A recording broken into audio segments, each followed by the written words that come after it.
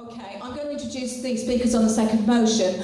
This is going to be split in time. So George Binette is going to move it, and it's going to take about 7 minutes. And then Pete Firmin, who might like to come up, is going to second it with the last 3 minutes. So over to you, George. Thanks very much, Jane. Sorry, yeah, George.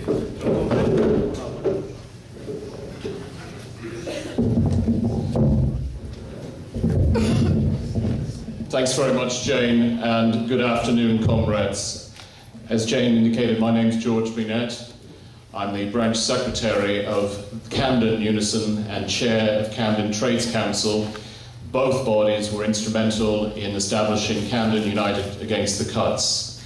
I've been involved with the National Shop Stewards Network since its inception at the conference at the Camden Centre in October 2006. Serving on the officers' body since the end of that year up until today. I have been willing throughout my working life to work alongside comrades from a very wide range of political tendencies and none.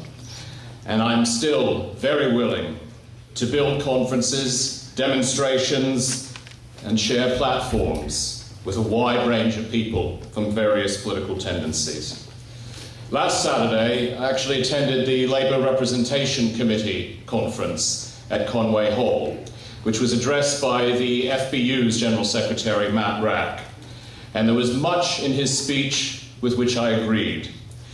Quite frankly, the Labour movement in Britain has been woefully unprepared for the scale of the offensive which has been unleashed by the Condemn Coalition since its formation in May of last year. And I also agreed with Matt that we need a genuine, mass, democratic, non-sectarian movement to oppose and defeat those savage cuts and the attempt to fundamentally restructure out of existence the post-World War II welfare state in Britain.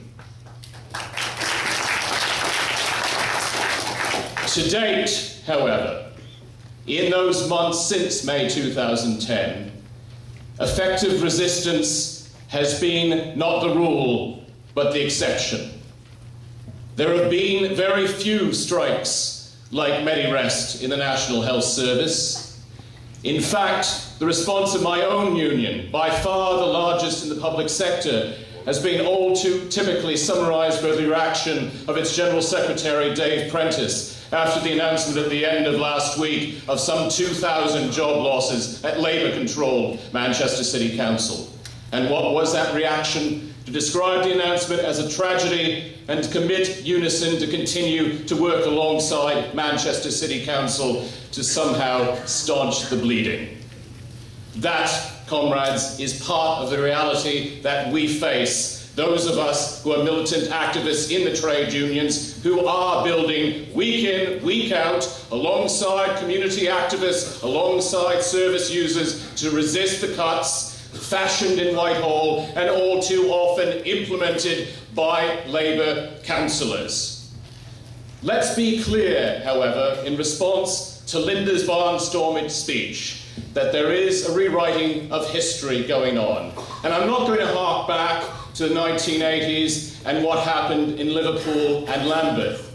I'm not going to denounce those comrades who bravely stood up and were surcharged.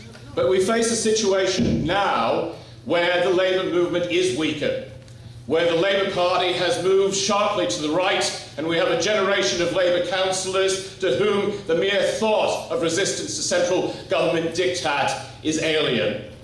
We have a situation where local government trade union density, NHS trade union density, is far, far weaker, and where the level of shop stewards organisation is also significantly weaker than 25 years ago.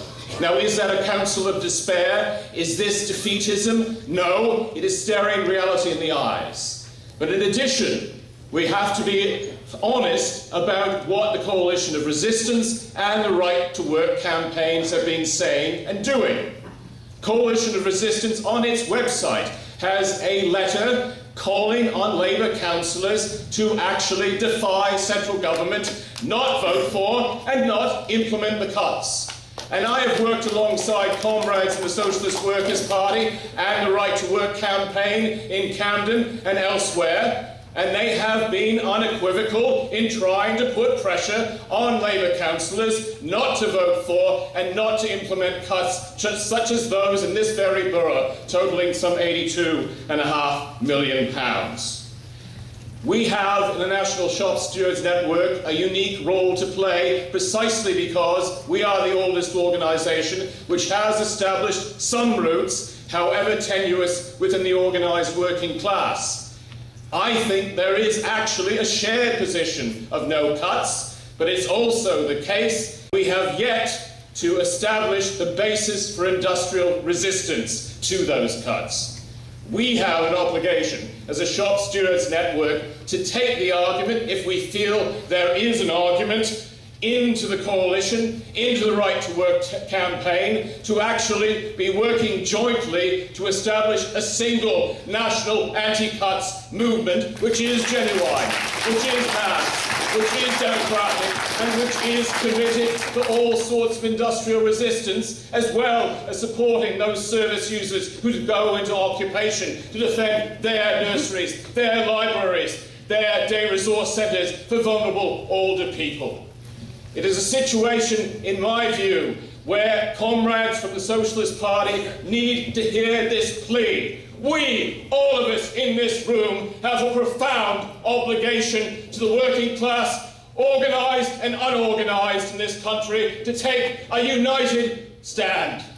A stand which stands some chance of defeating the condemned coalition and its attempt to fundamentally change the face of Britain for a generation or more. The left in this country collectively has this obligation. If we screw up, we do not deserve to be forgiven. I ask you to vote for Resolution 2 to maintain the unity of the National Shop Stewards Network and to ensure that the NSSN in its current form plays a full, active role in resistance. Thank you very much.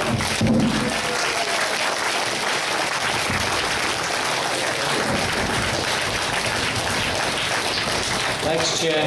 Pete Furman, delegate from Brent Trades Union Council and chair of that body and of Brent Fight Back, the local anti-cuts campaign, and like everybody else who's spoken up here so far, a member of the steering committee of the NSSN since its formation.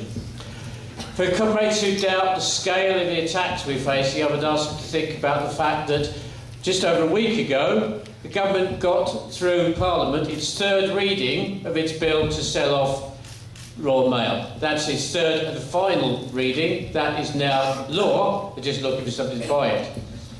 And the scale of the task that faces us as trade unionists can be shown by thinking about the CWU campaign against that privatisation. Some of you may have to think very hard because it's been hard to spot that campaign. But that is the scale of the tasks we face if we are to defeat the sort of attacks that's coming at us. Yes, we support the students. Yes, we support action where it's being taken place, but let's not lose sight of the bigger picture, the problems and the mountains we have to face in that. As George referred to the Labour Representation Conference last weekend, for my sins, I'm one of the co-secretaries of that campaign, which the chair is John McDonald, who Alex referred to earlier. And I want to make one thing clear. Brent Trades Council, Brent Fight Back and the Labour representation are all opposed to all cuts, all calling on all councils to refuse to make the cuts. There is no doubt in my mind about any of those. That is the clear position of all those organisations. And let's not get into, well, yes they do, no they don't. It's clear, we can document it if people really, really want to see it.